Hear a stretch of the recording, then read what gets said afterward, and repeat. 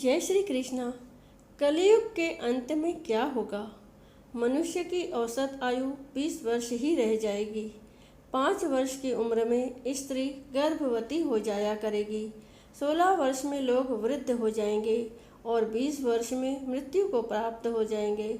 इंसान का शरीर घटकर बौना हो जाएगा।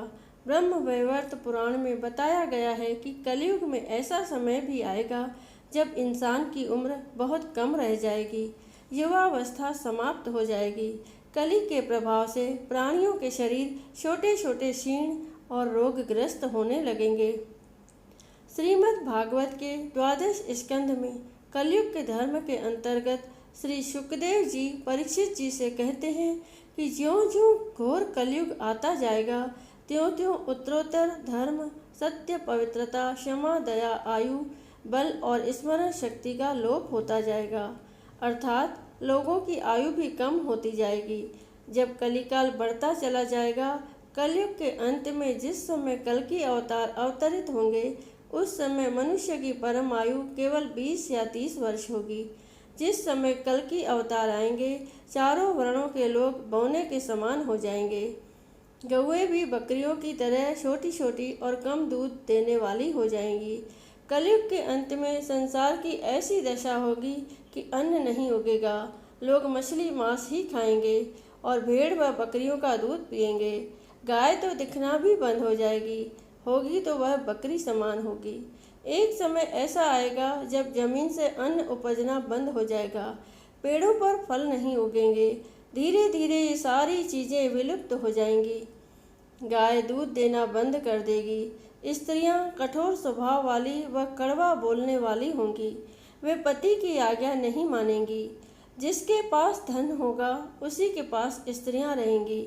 मनुष्यों का स्वभाव गधों जैसा दुस्सह केवल गृहस्थी का भार ढोने वाला रह जाएगा। लोग विषयी हो जाएंगे। धर्म कर्म का लोप हो जाएगा। मनुष्य जप रहित, नास्तिक व चोर हो जाएंगे। सभी एक दूसरे को लूटने में रहेंगे। कलयुग में समाज हिंसक हो जाएगा। जो लोग बलवान होंगे उनका ही राज चलेगा। मानवता नष्ट हो जाएगी। रिश्ते खत्म हो जाएंगे। एक भाई दूसरे भाई का ही शत्रु हो जाएगा। जुआ, शराब, परस्त्री गमन और हिंसा ही धर्म होगा। पुत्र पिता का और पिता पुत्र का वध करके भी उद्विग्न नहीं होंगे।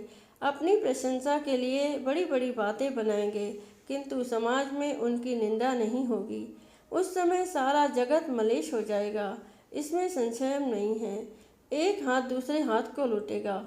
कलयुग में लोग शास्त्रों से विमुख हो जाएंगे। अनैतिक साहित्य ही लोगों की पसंद हो जाएगा। बुरी बातें और बुरे शब्दों का ही व्यवहार किया जाएगा। स्त्री और पुरुष दोनों ही अधर्मी हो जाएंगे।